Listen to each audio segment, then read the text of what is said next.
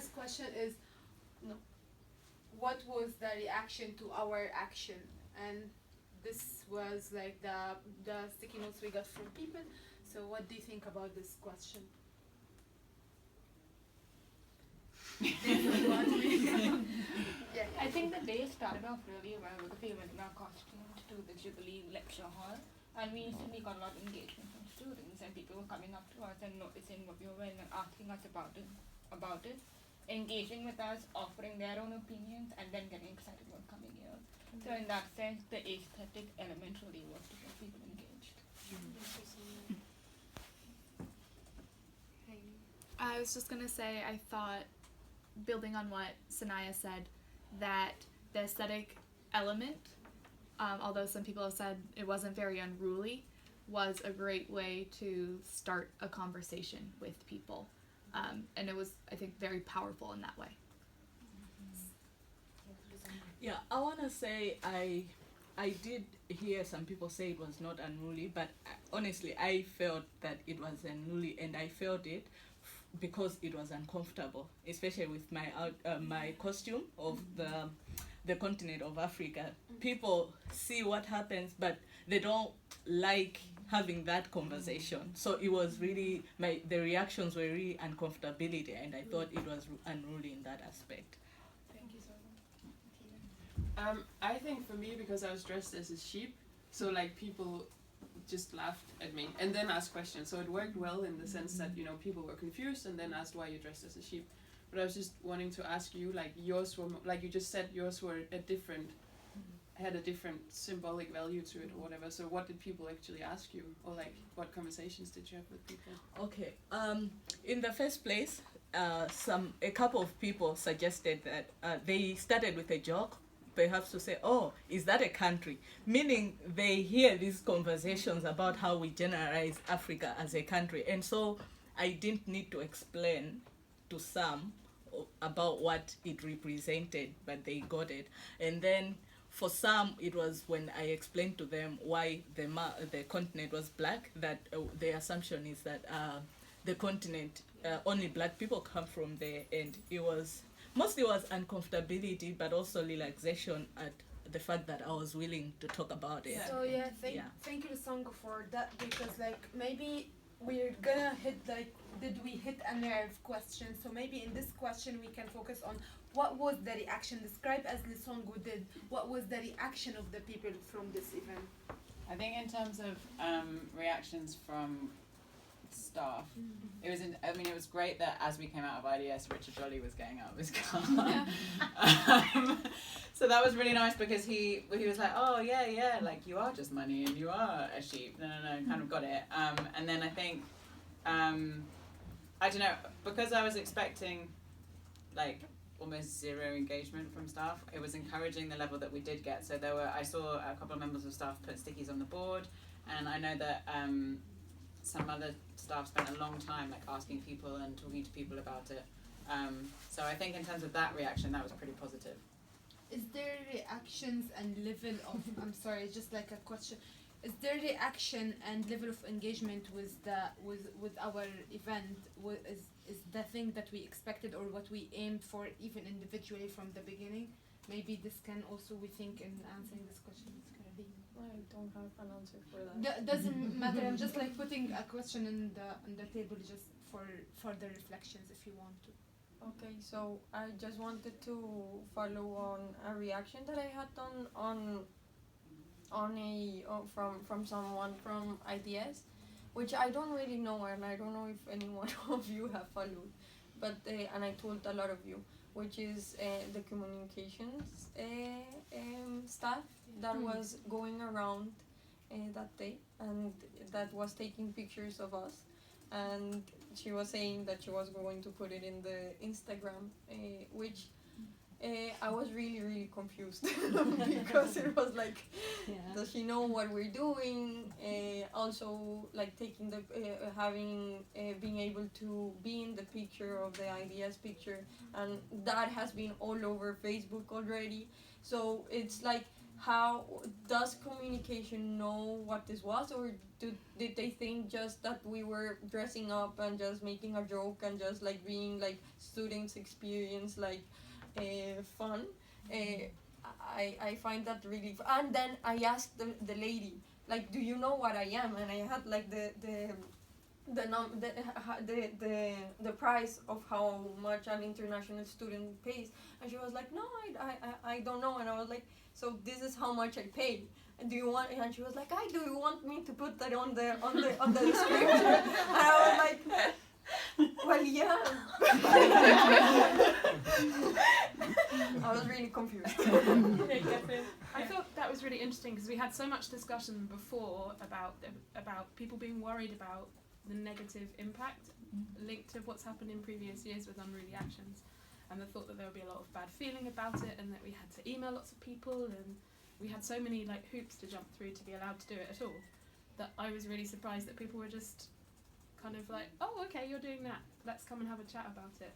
The staff and students and people that maybe previously would have felt like upset by unruliness. So I don't know, maybe that's a reflection on whether it's unruly, because it didn't cause I can really understand why yours hit a nerve that we'll come back to this Sunday, but like, I don't know. Building on both of your points, I wonder if it brings to question kind of the message that we delivered and whether what people understood from our action was what we were trying to convey. I don't have an answer. Well, I don't know that we ever agreed on something that we were trying to convey, because I think, as it said on our poster, we were trying to start a conversation. So I don't know. I don't ever know if we had a message or if it matters if Don't you think that this is actually one characteristic that you can find in real life unruliness action? Like there is no common agreement on the exact message, right? Yeah. What do you think? And I know that as a group we may not have had a coherent message, but when we were talking to people about our costumes, I felt a lot of connection about that. Like I heard a lot of conversations, had conversations explaining my costumes and other people's. And a lot of students said, oh, I feel this way, and oh, I get what you're saying. So that way we did connect. Yeah, and I think we didn't necessarily need a group message because all of our costumes were different. We kind of had our own message of what it means to all of us. Like, I don't think it would have made sense to have one big message that we were trying to convey, and that was the point of our individual costumes, is for each student to engage with us and ask what it meant for us, because we're not all going to be essentialized the same way. We're not going to have all of the same opinions about IDS. So I think it was good that we didn't necessarily have one message that we were kind of trying to convey. We definitely had like a one arching umbrella message, which is like how do we feel as student in IDS. What I meant is like a detailed like you said, of course we're not gonna have the same exact experience, and this is what happens between the fractions in the revolution and like whatever. Like people agree on like we want social justice, but how or what do we mean by social justice is not there. So yeah, thank you. No, I have not. Does anyone think of any things regarding the reactions? I mean, I think just to add to that last point about not being too unified, I think it was an actual advantage, because talking to a couple of people about my costume, they interpreted it in a way that I hadn't. So it said something to them, or like their interpretation brought something else from them about their IDS experience, and the post-it notes we've had, people have brought reflections that we hadn't thought of. So for me, that's an advantage of just asking a question rather than trying to tell somebody something. Yeah, I just wanted to add, I think in terms of reactions, like when we went through these, I actually kind of like that there were positive reactions as well, because of course there is like, oh, that makes sense, but I just hadn't thought that. I had thought that people would only like have the same kind of messages that we all had, which were like somewhat negative to different extents. But I think that was actually a really good reaction, because that really meant that people like took it in different directions. And Carolina. So I have something to say about that. I lied. I lied when some like a no, yes, I did lie. A fellow like so I don't have like for me it was really hard to say like how do I feel that IDS treats me, or I don't know, like I don't feel that I've been treated bad here. And I didn't know that was possible in a way, because and I lied to a fellow. What did you say? And this is how I wake up. She asked me like, what do you think about your costume? And I was like, yeah, well, this is how much I have to pay, and because MAP, the participation masters did the research. I have so many things in my head that people don't like, and I just repeated them, but I didn't like feel it, because I am happy in IDS. From my university, from other institutions that I have been in the past, IDS has shown me good things as bad things, and I'm like in the good side. So yeah, I didn't know that was possible. So yeah.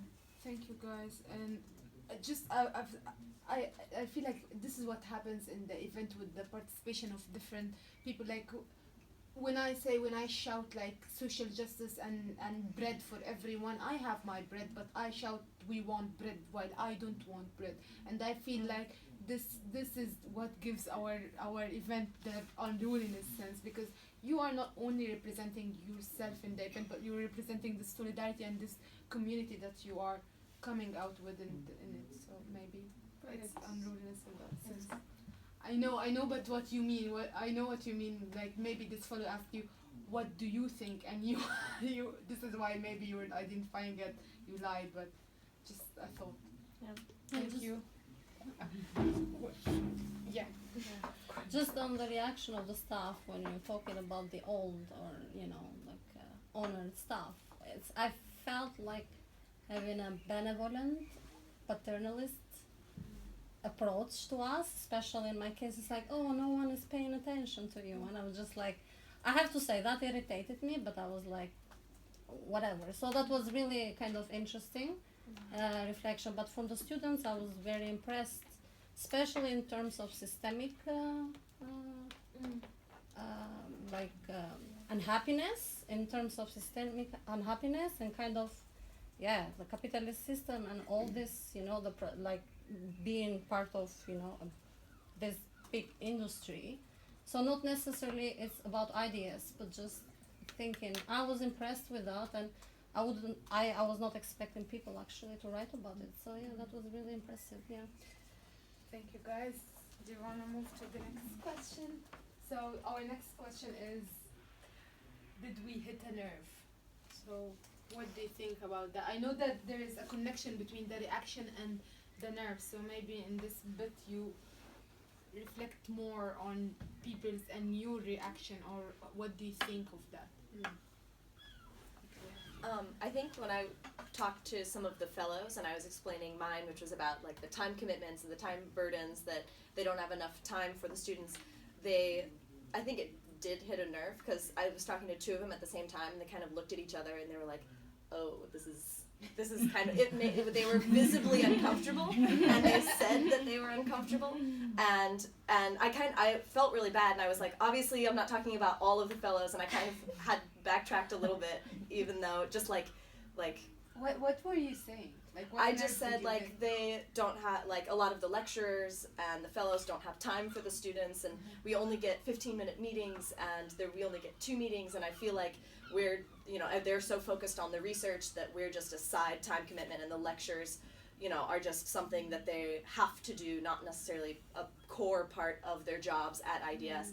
And, one of them started to defend themselves and said, but I love teaching, I love doing the lectures, I personally like it, and so I think it got a little bit defensive in a polite, and obviously she was very receptive to it, but I almost felt uncomfortable, and that I had to explain that it's not everyone, this is just an idea, so I think between some of the fellows, it did hit a nerve. But then when I was talking to other students, they immediately were like, yeah, that's true. Or like they realized that that was something that they thought. Yeah, and that they hadn't even thought of that. And then they were like, oh yeah, that is true. I do feel that way. And I just hadn't thought about that before. Thank you. Tina. I think that's really interesting because I think that's exactly why it would hit a nerve. Like that, like tension between like, is it should I take it personally or should I see it as like a system of oppression or like the structures? Do I have any responsibility in that? And I think also for Lusungo, the reason why people were uncomfortable is probably like, you know, the balance between like recognizing your own privilege and recognizing your part in like a system of oppression or a system of, you know, talking about Africa as Africa and not as countries. So I think that like that's exactly for me why those kind of conversations is exactly why it hits a nerve, because that conversation is so important to have. I think that as students, at least I thought of the institution as distinct with all the fellows and administrative institution, everyone together. But when I was talking to fellows and staff, I realized there's quite a divide within the institution itself, because one of the fellows was talking about blaming the staff and the finance department for bringing in a larger cohort, and therefore said, therefore I can't do my teaching job better, it's because these other people decided to bring in a larger cohort. So within IDS, there's a lot of division, which I think this brought out.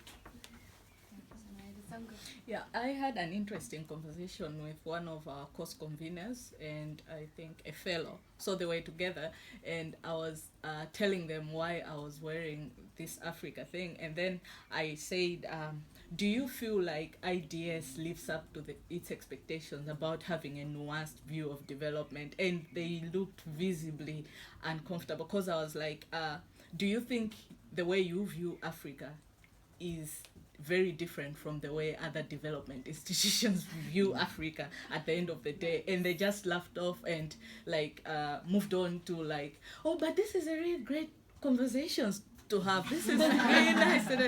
So I thought it definitely hit a nerve. Yeah. Thank you. And I'd add to that when I was sorting through the responses that we had from people that chose to write on post-it notes, I was kind of expecting lots about money and to do with like sheep, because that was quite a big visual image that we had, but a lot of them were about being essentialized to do with race or your nationality. So I really think that's something for IDS to think about, but I think maybe, like you said, for us ourselves to think about like where our place is in that and what we can possibly do about it. But I think it's a really big theme that came out. Thank you, Catherine. Mariah?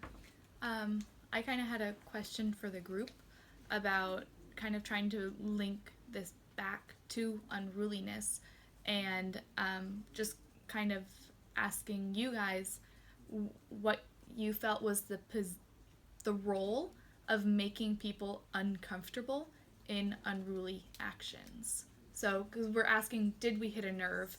But is it important that we hit a nerve? And if it is, why? That's a very good question, and I would like to add to that also. What do you think of what the extent of the event or the static image that our event represented, and how farther it can take? Because like for what Catherine mentioned, it's just we did a lot of sheeps, we did talk about a lot of money, but yet other stuff came out of like our event and here that we didn't actually represent in the image. So maybe think about how in the event they were saying that behind the event, to have a coherent sense of what is the event is about, you have to think of the people that did not participate in the event, and in this sense the non-participants are the people outside of our course, like the students that that wasn't with us while we're working on that, how they perceived our event. So sorry, yeah. Very good question. For me, I would expect that such an event would, like, in terms of hitting a nerve, like, okay, yes, we were in that position of making people uncomfortable, but in terms of it translating into anything, I must be honest, I'm very skeptic about that happening, because it's not a culture that was developed in a day. So it's like it's taken years and years for IDS to be where it is and for them to build this culture. So in terms of it translating into anything, I think I'm just happy to see it as politics of the week. To say you do these small things of resisting, even if you know that you are almost powerless to changing what it is, and just Sure. To add to what you just said, Lusungu, I think to view it, which is what I'd done earlier, to view it as an independent event, that it was just us who had this novel idea of one day we were going to be unruly at IDS, to then actually realize that we're part of the Unruly Politics class. Bata has taught this class for previous years before us. We're just a chain of unruly things that does happen every year. And so it's bigger than that, and I now kind of view it as the conscience of IDS. It's kind of the reminder every year of, like, hit a nerve, feel like this is what you're doing, and then so yeah, it's good to feel like part of that kind of legacy of unruliness. Next year will be interesting. Yeah. Thank you, Raisa. Just to go back to Mariah's question about uncomfortable, and if we wanted to make, that was your question, right? If we wanted to make people uncomfortable. Or what the role of being uncomfortable is, or causing discomfort in unruliness. Yeah, because I think that, like, you can be uncomfortable, like, we could have been uncomfortable in, like, drawing attention and, like, making a fuss, but the kind of uncomfortable that's like, oh, this is different, but, oh, I could do this again because it kind of went well. So that, like, like, galvanizes you to action, whatever. Or you make people uncomfortable and then they just, like, freeze and shut down and then nothing changes. And I think that in terms of, like, I don't think that making people uncomfortable is a goal of unruliness, but I just think it's an almost inevitable result sometimes, because you're asking people the questions that they don't want to, either they hadn't thought about before, or the ones that they just don't want to address. And so inevitably that usually makes people uncomfortable. But I don't think, for me anyway, making people uncomfortable is never, like, an explicit aim. Thank you, Olivia. Does anyone want to add anything before we move on to the last question? Okay. So, our last question: was this truly unruly? Nice rhyme. Or was this passive-aggressive British taken on unruliness? So, and we would, I think in this, like, to hear from both voices, like, we're here quite international room, so just, like, from everywhere. What do you think about this bit of, like, is it British and take on unruliness, or what do you think? Maybe you should start. You have an opinion about it. No, just okay.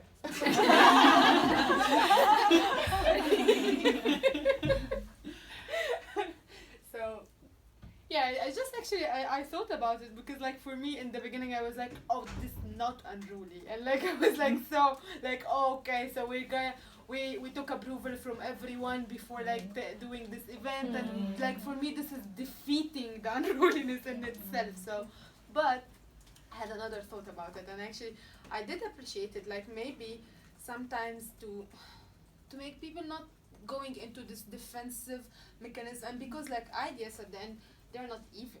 They're not the Egyptian government, for example. Like, why I'm being that aggressive to them? It's fine, and I can be not polite about it, but, like, just, like, considerate to these people, that they are actually trying to do their best to, within their way of what is the best, to contribute to the enhancement of this institute. But, like, yeah, I have some opinions and stands which might be different, but it's fine to have a constructive conversation within the institution with the sense of unruliness, but not a radical way of unruliness, which sometimes I believe it should be radical, and it should be with no permissions from the powerful at all, and me as someone who lack power just should jump in and claim it.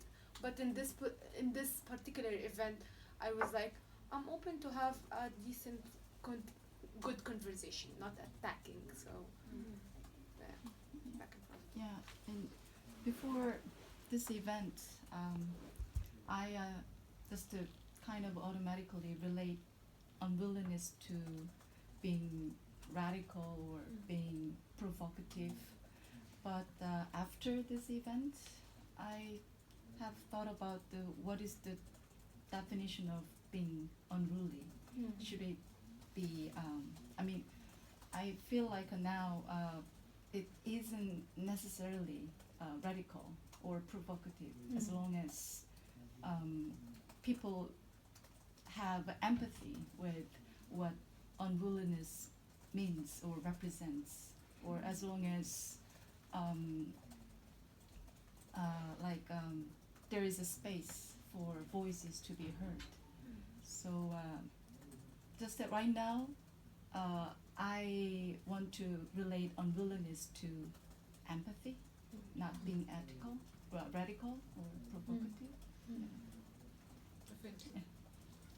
Yeah, there's this assumption that unruliness is confrontational or violent, and I don't really know why. Well, I imagine it's because a lot of the things that we've looked at in class have been, and often that's what happens when you have people with less power coming up against people with more power. But I mean, if you look at what unruly politics is, there's no qualification that says it has to be violent or it has to be confrontational. It's about giving voice to people that don't have voice and new ways of politically engaging. And I mean, this isn't like grand politics, but it's new ways of engaging with the politics of IDS, I guess.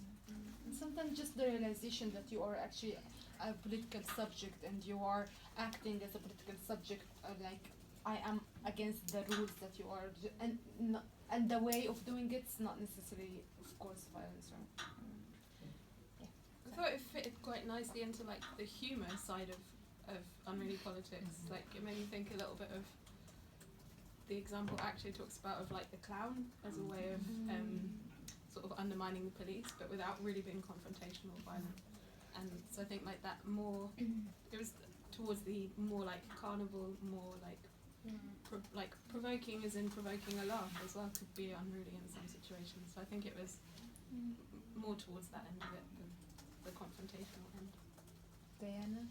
Yeah, I mean, I don't want to relate because I have no clue what does it mean British aggressive. Passive, but I know passive aggressive, so I just my comment is about passive aggressive.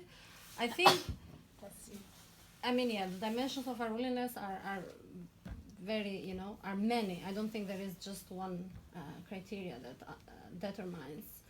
I see this like it was passive aggressive and that doesn't mean it doesn't make it unruly. But it was passive aggressive, and the fact that we relied on hidden transcripts, I think that showed like at least our comfort, because we were discussing about other things, but we chosen the hidden transcript, and I think that's kind of like if we relate it with our lectures, it's like the weapons of the week. So in a way, I think that was kind of passive aggressive in terms of, because those are small acts of resistance in terms of how you express and how you provoke, but in terms of how radical or was this, I think it's like it doesn't mean that it's not radical and it's not unruly. Radical was the ideas, even just ideas of expressing, like I mean wearing the tuition fee and all these things. I think that is a very powerful message. But I think it was definitely, in my opinion, it was passive aggressive. We had to think, but overall we had to think about the consequences, but to measure actually even our position towards the powerful, and we choose carefully our weapons, and I think that was fine. Thank you, Diana. Isa? Kind of contrast to that, actually. I must confess that I also don't understand British take on passive-aggressive unruliness, and I also don't Does necessarily... anyone want to explain that? I think I have a kind of an idea, and then afterwards... I don't. But, but if someone wants to explain that, just to be clear for everyone, go ahead. okay. So... But after Okay. Islam, Okay, so, no worries. Sorry. But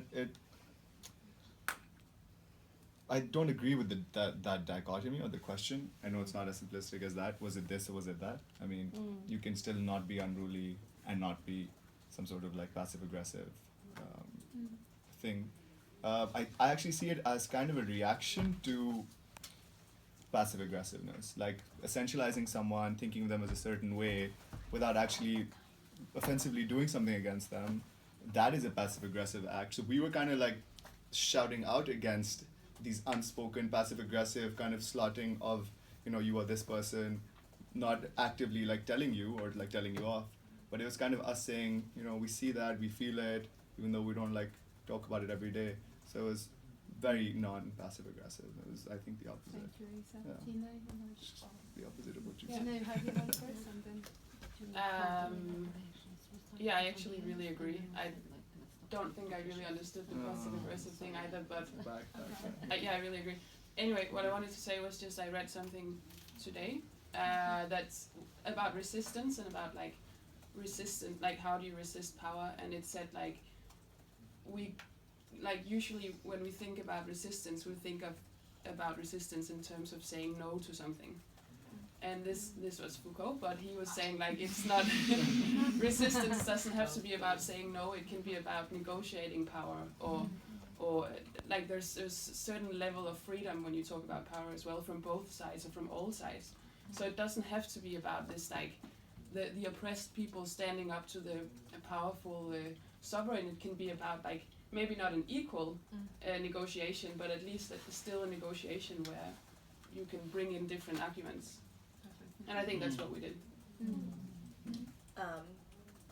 I don't think that it was like unruly in the sense that you would think it's unruly, but I think it was in a way just by the fact that we were doing something different. We're like just challenging the norm, I think, is just a huge part of unruliness. Like we were doing something, you know, out of the usual or out of, you know, something to challenge what usually happens day to day at IDS. So even though it was a small action, it didn't, you know, cause a lot of what we would think of unruliness. I think it was unruly in that it just, you know, was unusual.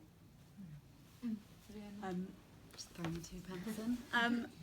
I was looking through the video footage with like my housemates, and they were like, oh, this just looks like a normal lecture. This doesn't seem very unruly at all. And then I was like, yeah, it took about an hour for the lecturer to even notice we were there. And they're all taking the piss, like, haha, very unruly, like, that's not very good, is it? But I think it's kind of nice, the fact that the lecturer didn't notice, and that when that question came up on the screen of the example research question of why is student voice not taken into consideration at IDS, and everyone in the room, like, felt that sort of irony and laughed, and it was almost nice that it was a bit of a like inside joke for all the students that were there who understood why we were doing that and understood why we were dressed that way and felt, you know, similar feelings. That almost kind of ironic joke and nice that staff perhaps weren't quite clued up at that moment.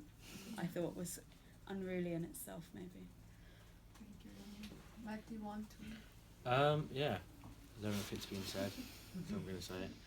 I think, like, the question of whether it was unruly, the course dealt with unruly concepts which underpin unruliness. That was about, like, rupture.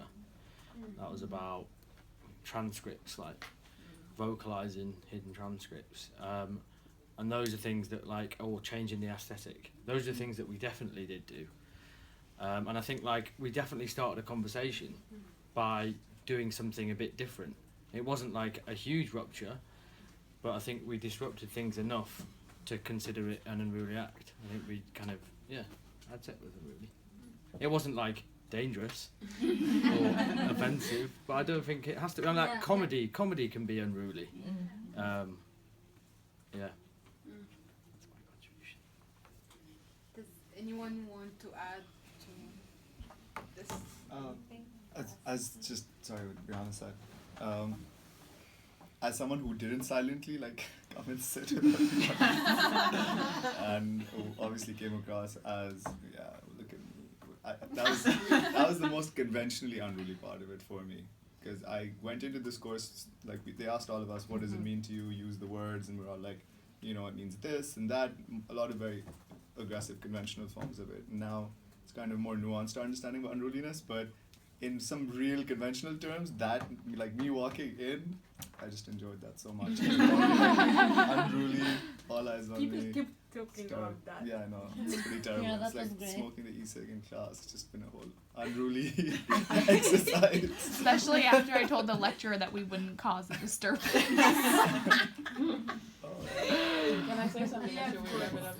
Yeah. It's good that you did that. No, I just wanted to say, like, we've been talking about it in a really positive way, all that we've been doing, which is makes sense because we arranged it. Yeah, exactly. Like, great job. But like, I'm just thinking, like, doesn't it, like, I'm a little bit afraid that we're kind of like,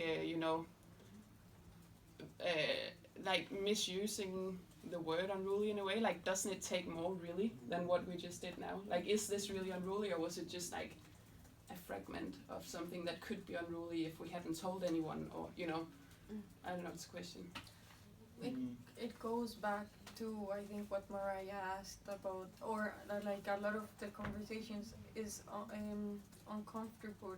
The only thing that we did, and is like, I don't have the word in English right now, but yeah, like, if that's the only thing that we did, and if yes, we were able to have conversations, but yeah, like, it's like, okay, good. If we're able to see so maybe now it comes to my mind. So does unruliness have to create change, or how are we going, like, why is unruliness, or why was also unruliness, unruly politics as a course important to us as students, and what are we going to do about it, and what will we use it for, maybe in the future, or I don't know. I don't know. You proposed a very good question. I think it's just like when you answering this, you will think of like, okay, so why people go unruly? So we are all political subject. When we go unruly, when we desire to see some, like for me, or for like from my experience of unruliness, when we desire to have social change, or when we desire to have change, we go unruliness. We say like no, or we say like we need to negotiate this or whatever. So, and then this is why in the first place, and I think what we're studying it now, based on this event, to understand this unruliness and the process that happens after the unruliness, and if it's effective or not. And experiencing your event, guys, my event, like this thing, made me just realize, okay, sometimes I will have to just have certain level of unruliness, which is like, for me now, unruliness is not, like Foucault said, like, it's not only no, it's not only the radicality of unruliness like people mentioned here, but it can go from levels of negotiation, and you can be unruly in everyday life in different, which is like, yeah, in different levels, in different ways. And this is how, for me, I have been living, like I said in the beginning, unruliness since I was born, maybe. So maybe we could like tie in all those thoughts. I don't have a final question to leave everyone with, but another question that got brought up was when the system becomes, I don't want to say so oppressive, because that's like quite laden term, and really at IDS we experience a lot of freedoms, but the fact that we did have to go through so many steps in order to make this act happen. One of the questions that was asked is like, well, is it maybe more unruly, maybe in a different context this wouldn't be unruly, but is it unruly here because the system is so closed down that these little acts that maybe wouldn't have been unruly in the past are considered unruly now, and just kind of this changing kind of like dynamic aspect of what unruly is or isn't. I don't know. Yeah, just like personal thought on that. I chose this course, and I had a moment when I had to think about another one, but then I wanted to do this course, and I related. I mean, what happens afterwards? I think we live in such times, really kind of critical times, So I related with that, and I felt like I will definitely need to be more aware of unruliness, because yeah, most likely I think times are coming that I believe as a person to be prepared for, you know, like being like not just being unruly, but actually kind of protesting and not being you know, kind of silent for things that are happening around, like if you think about political contexts, whatever, in Europe. Or so I thought that would, yeah, that's the reason why, one of the reasons why I chose this course, and I think it's, yeah, definitely it was worth it. Yeah. Thank you everyone for doing that. Maybe last question for us to think of, not now, later.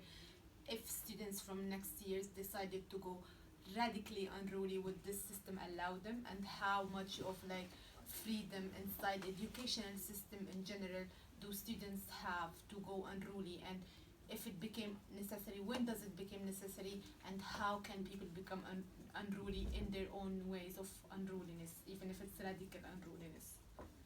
Thank you so much.